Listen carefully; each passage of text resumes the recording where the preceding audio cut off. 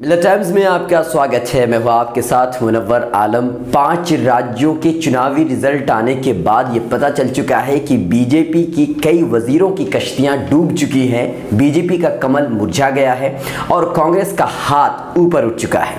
आप जरा सोचिए कि बीजेपी ने कितनी कोशिशें की थी इन 5 राज्यों में सरकार बनाने की, किस तरीके से उन्होंने अपने आप को मजबूत करने की, लोगों को अपनी तरफ खींचने की कितनी कोशिशें की थी। बावजूद इसके उन लोगों की कोशिशें इन 5 राज्यों में नाकाम हो गई। अमित शाह ने 170 रैलियां इन 5 राज्यों में उन्होंने किया था और 19 दिन राजस्थान में वो ठहरे थे, मध्य प्रदेश में 18 दिन ठहरे, छत्तीसगढ़ में 14 दिन ठहरे और तेलंगाना में 10 दिन ठहरे, मिजोरम में 2 दिन ठहर करके उन्होंने 170 रैलियां उन्होंने कवर किया था और उन्होंने लोगों को संबोधित किया और लोगों को अपनी तरफ खींचने की, बीजेपी को वोट देने की उन्होंने बात कही थी। योगी आदित्यनाथ ने 2 दिन में राजस्थान में 11 रैलियां की थी।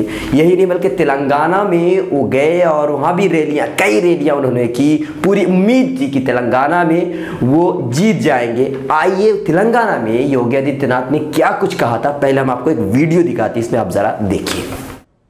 तेलंगाना में भारतीय जनता पार्टी की सरकार बनती है तो मित्रों, मैं आपसे कह सकता हूं, ओबीसी को यहां से वैसे ही भागना पड़ेगा जैसे हैदराबाद से निजाम को भागने के लिए मजबूर होना पड़ा था। भारतीय जनता पार्टी सुरक्षा सबको देगी, लेकिन अराजकता फैलाने की छूट किसी को नहीं। वीडियो देखा, पता चल गया कि योगी आदित्यनाथ को कितनी उम्मीदें लोगों से थी, किस तरीके से वो बातें कर रहे हैं कि निजामुद्दीन को जिस तरह से वो भगाए थे हैदराबाद से, उसी तरह से उस असदुद्दीन ओवैसी, अकबरुद्दीन ओवैसी को यहाँ से वो भगा देंगे, हैदराबाद का नाम चेंज कर देंगे। कोई मुद्दा नहीं है, लेकिन हैदराबाद का नाम चेंज करना ये जरूर मुद्दा योगी आदित्यनाथ के पास है। यही मुद्दा है। लोगों को जब समझ में आ गया, लोगों ने बीजेपी को वोट नहीं दिया।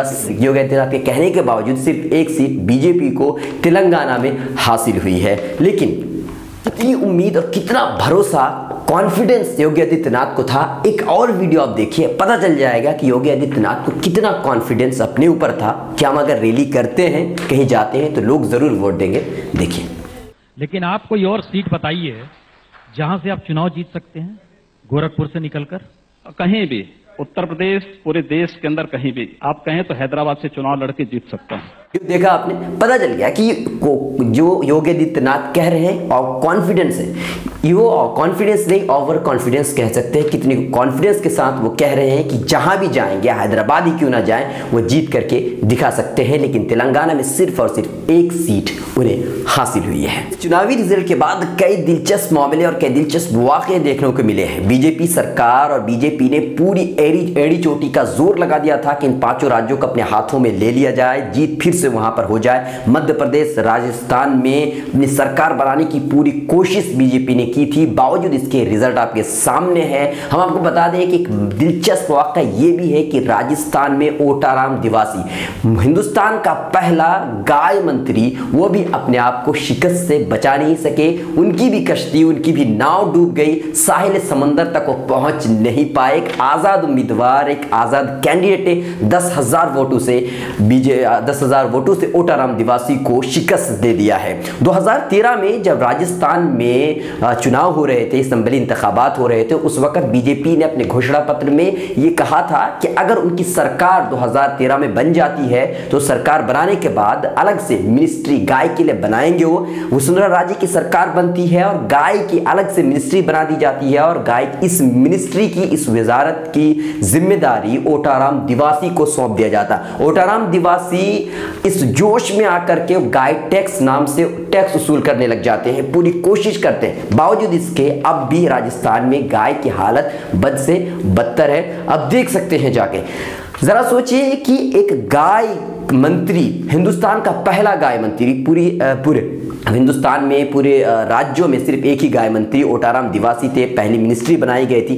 बावजूद इसके ओटाराम दिवासी हार चुके हैं। आजाद कैंडिडेट सुनेम नामी एक आजाद कैंडिडेट ने 10,000 वोटों से ओटाराम दिवासी को शिकस्त दे दिया है। मतलब साफ है कि ये एक तरह से बीजेपी पर थप्पड़ है, चांटा है कि अब जो है हिंदुस्तान में गाय के नाम पर और हिंदू मुस्लिम के नाम पर राजनीति नहीं हो सकती है। साफ बात अवाम ने कह दी है। अगर डेवलप नहीं है, अगर तरक्की नहीं है, अगर रोजगार नहीं है, तो लोग सिर्फ और सिर्फ हिंदू मुस्लिम होने के नाते और गाय के नाम पर वोट नहीं देंगे। इससे भी ज्यादा दिलचस्प वाकया छत्तीसगढ़ में पेश आया है। जरा सोचिए कि एक इंसान आईएएस और आईपीएस बनने के लिए न जाने कितनी कोशिशें करता है, कोशिशें करने के साथ साथ न जाने कितने सारे ख्वाब सजाता है, सपनों का घर बना देता है। वो सोचता है कि कार होगी, घर होगा, लोग आगे पीछे घूमेंगे, एक शाही जिंदगी होगी। लेकिन जरा सोचिए कि एक इंसान आईएएस ऑफिसर बनने के बाद अगर आईएएस की जिंदगी को छोड़ करके, आईएएस के पद से इस्तीफा दे करके राजनीति में कदम रखता है, बावजूद इसके राजनीति में भी उसकी किस्मत खराब ही निकल जाती है, वो जीत नहीं पाता, तो जरा सोचिए उस पर क्या बीतता होगा। जी हाँ, हम आज बात कर रहे हैं छत्तीसगढ़ के एक ओपी चौधरी आईएएस ऑफिसर की। 2005 बैच के वो आईएएस ऑफिसर हैं। उनका नाम भी रहा, जब वो आईएएस ऑफिसर थे, कलेक्टर थे, तो उनका बड़ा चर्चा था, नाम था, उनके काम, उन्होंने नुमाया खिदमात अपने अंजाम दिए थे, बहुत ज्यादा नाम था। लेकिन उन्होंने अगस्त 2018 को अपने पद से इस्तीफा देने के बाद रायपुर से दिल्ली आता है और दिल्ली में आने के बाद Amit Shah president of BJP के अंडर में वो बीजेपी ज्वाइन कर लेता है और छत्तीसगढ़ के रायपुर जिले के खरसिया सीट से वो इस बार, यानी जो छत्तीसगढ़ के अभी चुनाव हुए हैं, चुनाव में सीट से वो चुनाव लड़ता है, लेकिन हार जाता है। यानी 16,967 वोटों से उमेश पाटिल ने उन्हें शिकस्त दे दी है। जरा सोचिए इस पर क्या बीता होगा। वो शख्स जो अपनी शाही जिंदगी छोड़ करके राजनीति में कदम रखता है, लेकिन यहां भी उसकी किस्मत खराब निकल जाती है। तो इसीलिए कहते हैं कि विनाश काले विपरीत बुद्धि। यूट्यूब पर देख रहे हैं तो हमारा चैनल सब्सक्राइब करें और बेल आइकन को जरूर दबाएं। फेसबुक पर देख रहे हैं तो हमारा पेज लाइक करें, कमेंट करें, शेयर करें। बहुत जल्द आ रहा है मिलेट टाइम्स का हिंदी एडिशन। हर खबर से रूबरू कराने वेबसाइट के साथ यूट्यूब चैनल की भी हो रही है शुरुआत। हम आपको दिखाएंगे देश का हर वो सच जिसको छुपाता है मेन स्ट्रीम मीडिया। हमसे जुड़े रहिए, हमारे फेसबुक पेज को लाइक करिए, इंस्टाग्राम, ट्विटर पर फॉलो करिए और हमारे यूट्यूब चैनल को सब्सक्राइब करिए।